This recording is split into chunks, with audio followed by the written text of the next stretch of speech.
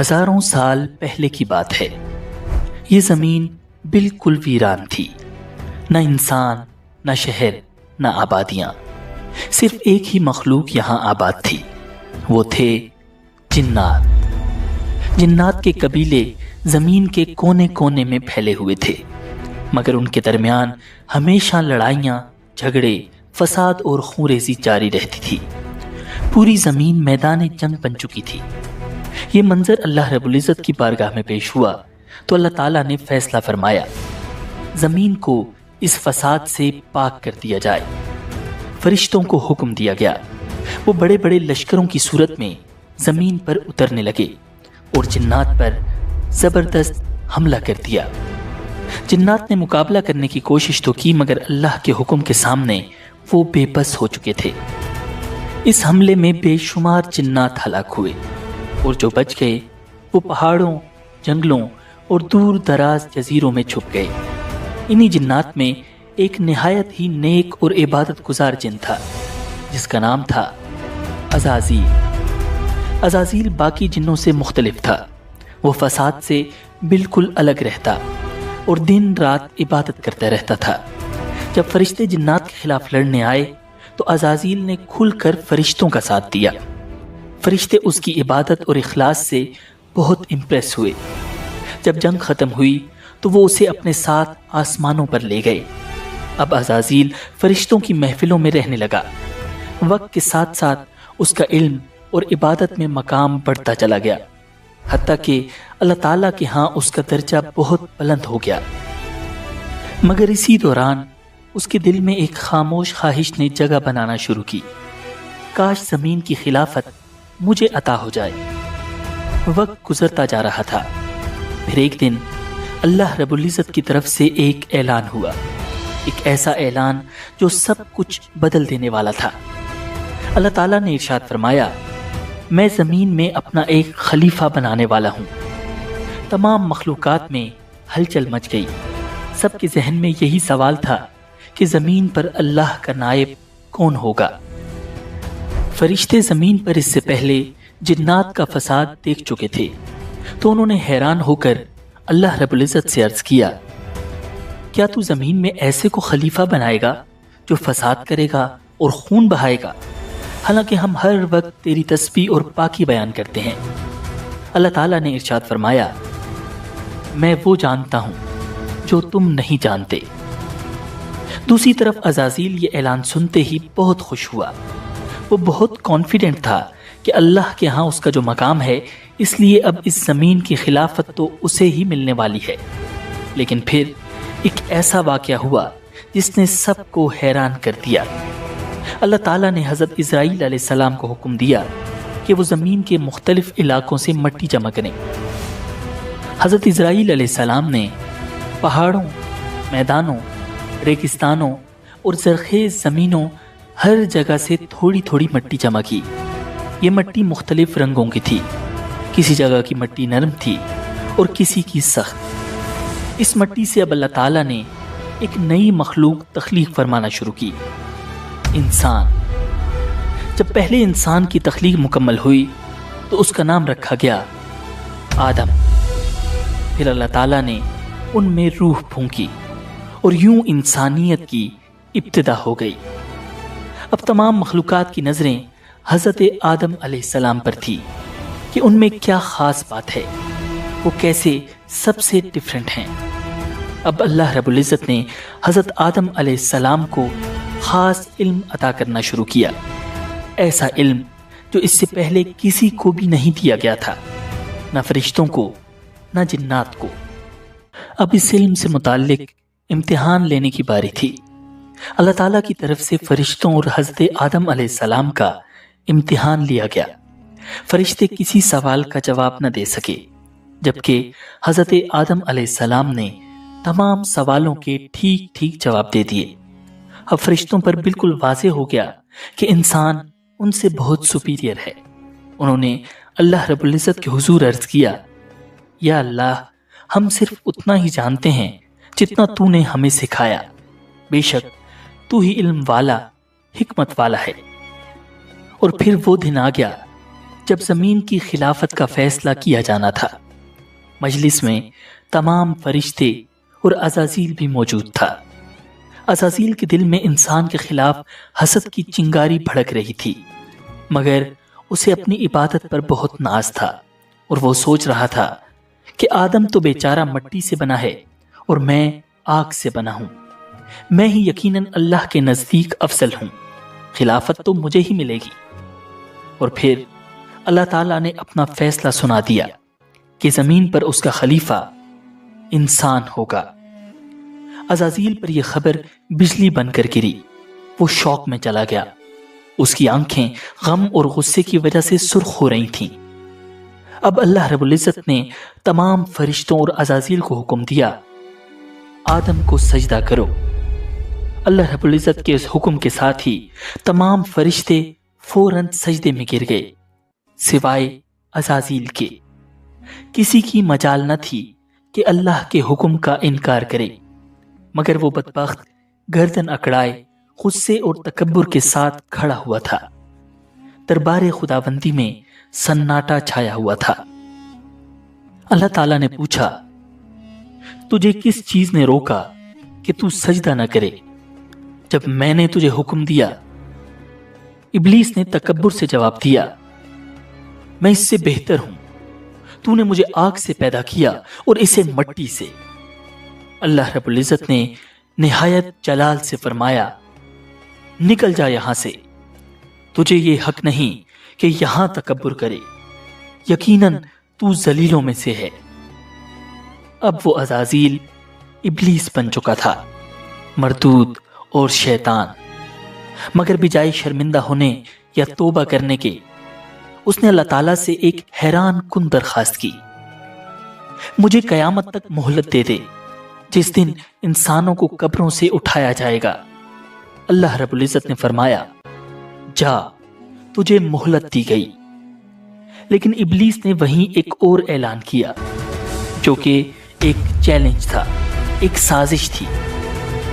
کہنے لگا، اب چونکہ تو نے مجھے گمراہ کیا ہے، اس لیے میں بھی قسم کھاتا ہوں کہ ان انسانوں کی گھات لگا کر تیرے سیدھے رستے پر بیٹھا رہوں گا، پھر میں ان پر چاروں طرف سے حملے کروں گا، ان کے سامنے سے بھی اور ان کے پیچھے سے بھی، اور ان کے دائیں طرف سے بھی اور ان کے بائیں طرف سے بھی، اور تو ان میں سے اکثر لوگوں کو شکر گزار نہیں پائے گا۔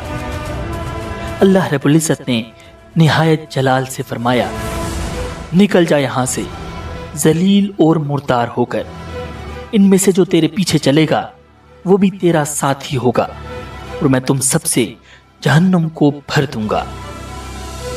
یوں ابلیس انتہائی ذلیل ہو کر بارگاہ خداوندی سے نکل گیا۔ وہ غصے اور انتقام کی آگ میں جل رہا تھا۔ اسے سب سے زیادہ غصہ انسان پر تھا، جس کی وجہ سے وہ اللہ رب العزت کی مجلس سے نکالا جا چکا تھا۔ اب حضرت آدم علیہ السلام کا اصل امتحان شروع ہونے والا تھا۔ انسان اور شیطان کا مقابلہ شروع ہونے والا تھا۔ حضرت آدم علیہ السلام جنت میں رہنے لگے، وہاں ہر طرح کی نعمتیں تھیں، لیکن پھر بھی وہ اکیلا محسوس کرتے تھے، انہیں تنہائی کا احساس ہوتا تھا۔ اللہ رب العزت نے ان کی تنہائی دور کرنے کے لیے ان کی زوجہ حضرت حوا علیہ السلام کو پیدا فرمایا، وہ ان کی ساتھی بنی۔ اب حضرت آدم اور حضرت حوا دونوں خوشی سے جنت میں رہنے لگے۔ اللہ رب العزت نے فرمایا، اے آدم، تم اور تمہاری بیوی جنت میں رہو، جہاں سے چاہو کھاؤ پیو، خوشی سے رہو، مگر ایک درخت کے قریب مت جانا، ورنہ تم ظالموں میں سے ہو جاؤ گے۔ جنت میں ہر طرف نعمتیں تھیں، آرام تھا، سکون تھا، صرف ایک درخت تھا جس کے قریب جانے سے اللہ رب العزت نے منع فرمایا تھا، مگر شیطان جو پہلے ہی جنت سے نکالا جا چکا تھا، حضرت آدم علیہ السلام سے حسد اور بغض میں جل رہا تھا۔ وہ چاہتا تھا کہ آدم اور حوا بھی اللہ تعالیٰ کی نافرمانی کریں تاکہ وہ بھی اس کی طرح جنت سے نکالے جائیں۔ اسی لیے وہ چپ کے آیا اور حضرت آدم اور حوا کے دلوں میں وسوسے ڈالنے شروع کر دیے۔ وہ ان سے کہنے لگا، تمہیں جنت کے ہر درخت سے کھانے کی اجازت ہے، لیکن کیا تم نے کبھی سوچا ہے کہ اس ایک درخت سے کیوں روکا گیا؟ آخر کیا وجہ ہے؟ پھر اس نے جھوٹ بول کر کہا، تمہیں روکا اس لیے گیا ہے کہ اگر تم نے اس درخت کا پھل کھا لیا تو تمہیں ہمیشہ کی زندگی مل جائے گی، تم فرشتے بن جاؤ گے، تمہیں کبھی موت نہیں آئے گی۔ یہ درخت تو شجر خلد ہے، یعنی ہمیشہ کی زندگی دینے والا درخت۔ ابلیس نے بڑی نرمی، چالاکی اور جھوٹی قسموں کے ساتھ یہ ظاہر کیا کہ وہ ان کا خیر خواہ ہے۔ وہ بار بار کہتا رہا، میں تم دونوں کا بھلا چاہتا ہوں، میری بات مانو، اس درخت کا پھل کھا لو، دیکھنا تمہیں کیا مقام حاصل ہوتا ہے۔ حضرت آدم اور حوا نے کبھی جھوٹ سنا ہی نہیں تھا اور نہ کبھی کسی کو اللہ کی جھوٹی قسم کھاتے دیکھا تھا، تو بالآخر وہ دھوکہ کھا گئے اور اس درخت کا پھل کھا لیا۔ بس یہی وہ لمحہ تھا جس نے سب کچھ بدل دیا۔ اللہ تعالیٰ کا حکم ٹوٹ چکا تھا۔ جیسے ہی انہوں نے پھل کھایا، فوراً جنت کا نورانی لباس ان کے جسموں پر سے غائب ہو گیا اور وہ گھبرا کر جنت کے پتوں سے خود کو چھپانے لگے۔ ان پر ایک دم شرمندگی چھا گئی۔ اللہ تعالیٰ نے حضرت آدم کو پکارا، کیا میں نے تمہیں اس درخت سے منع نہ کیا تھا اور یہ نہ کہا تھا کہ شیطان تم دونوں کا کھلا دشمن ہے؟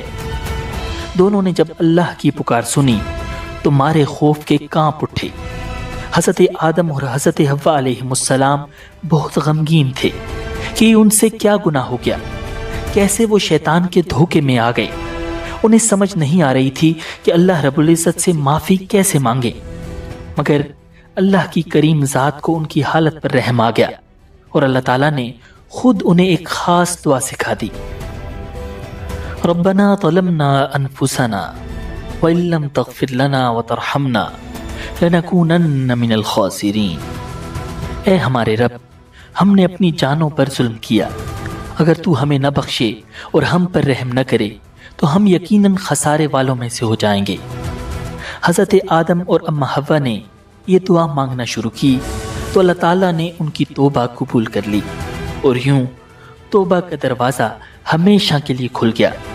پھر اللہ تعالیٰ نے فرمایا، اب تم سب انسان اور شیطان زمین پر اتر جاؤ، تم ایک دوسرے کے دشمن ہوگے، وہاں تمہیں ایک وقت مقرر تک ٹھہرنا ہے اور وہاں زندگی گزارنی ہے۔ حضرت آدم اور حضرت حوا کو جنت سے اتار کر اس زمین پر بھیج دیا گیا۔ یہی وہ جگہ تھی جہاں ان کا اور ان کی آنے والی نسلوں کا امتحان لیا جانا تھا، جہاں انسان اور شیطان کی ایک مسلسل جنگ رہنی تھی۔ اس زمین پر تو سب مختلف تھا۔ ادھر آ کر انہیں پہلی بار بھوک کا احساس ہوا، پہلی بار کھیتی باڑی کی، روٹی پکائی اور تب جا کر پیٹ بھرا۔ حضرت ابن عباس رضی اللہ تعالیٰ عنہ فرماتے ہیں کہ زمین پر اترنے کے بعد حضرت جبرائیل علیہ السلام حضرت آدم علیہ السلام کے پاس آئے۔ ان کے ساتھ گندم کے 7 دانے بھی تھے۔ حضرت آدم نے پوچھا، اے جبرائیل، یہ کیا چیز ہے؟ حضرت جبرائیل علیہ السلام نے جواب دیا، یہ اسی درخت کا پھل ہے جس کے بارے میں آپ کو منع کیا گیا تھا، لیکن آپ نے وہ کھا لیا تھا۔ حضرت آدم نے فرمایا، اب میں ان دانوں کا کیا کروں؟ حضرت جبرائیل نے کہا، انہیں زمین میں بو دیجئے۔ حضرت آدم نے ان دانوں کو زمین میں بو دیا۔ یہ دانے بہت وزنی اور بڑے تھے، دنیا کے عام دانوں سے کہیں زیادہ۔ کچھ عرصے بعد وہ دانے اگائے۔ حضرت آدم نے فصل کاٹی، دانے صاف کیے، پھر انہیں پیسا، آٹا گوندا اور روٹی بنائی۔ یوں حضرت آدم علیہ السلام نے زمین پر محنت کر کے کھانا کھانے کا طریقہ سیکھا۔ اسی طرح حضرت آدم علیہ السلام کا پہلا لباس بھی حضرت جبرائیل علیہ السلام کی مدد سے تیار ہوا۔ وہ بھیڑ کی اون سے بنا تھا۔ پہلے انہوں نے اون کاٹی، پھر چرخے پر دھاگا بنایا، پھر حضرت آدم علیہ السلام نے اپنے لیے ایک جبہ اور حضرت حوا کے لیے قمیض اور اوڑھنی تیار کی، اور یوں اس زمین پر انسانیت کا آغاز ہوا۔ انسان اور شیطان کی کہانی شروع ہوئی، ایک ایسی جنگ جو آج تک جاری ہے، جہاں شیطان انسان کو دھوکہ دیتا ہے، اسے بہکاتا ہے اور اللہ کے حکم سے روکتا ہے، اور انسان اکثر اس کے دھوکے میں آ بھی جاتا ہے۔ لیکن یاد رکھیں، کامیاب وہی ہے جو گناہ کے فوراً بعد اپنے باپ حضرت آدم علیہ السلام کی طرح ندامت کے ساتھ اللہ سے توبہ اور استغفار کرے، کیونکہ بے شک اللہ رب العزت کی ذات نہایت مہربان اور بخشنے والی ہے۔ اگر آپ کو یہ ویڈیو پسند آئی ہو تو اسے لائک کیجئے، اپنے خیالات کامنٹس میں بتائیں اور اسے اپنے دوستوں کے ساتھ ضرور شیئر کیجئے تاکہ سب تک یہ پیغام پہنچ سکے۔ ایسے ہی ایمان افروز واقعات کے لیے ہمارے چینل اسلامک ورلڈ ویو کو سبسکرائب کیجئے اور بیل آئیکن کو دبائیں تاکہ نئی ویڈیوز کی اطلاع آپ کو فوراً مل سکے۔ اب اگلی ویڈیو دیکھنے کے لیے یہاں کلک کیجئے۔ حضرت ابراہیم علیہ السلام اور شیطان کے پجاری نمرود کے درمیان ہونے والا عظیم مقابلہ۔ مجھے دیجئے اجازت، اللہ نگہبان۔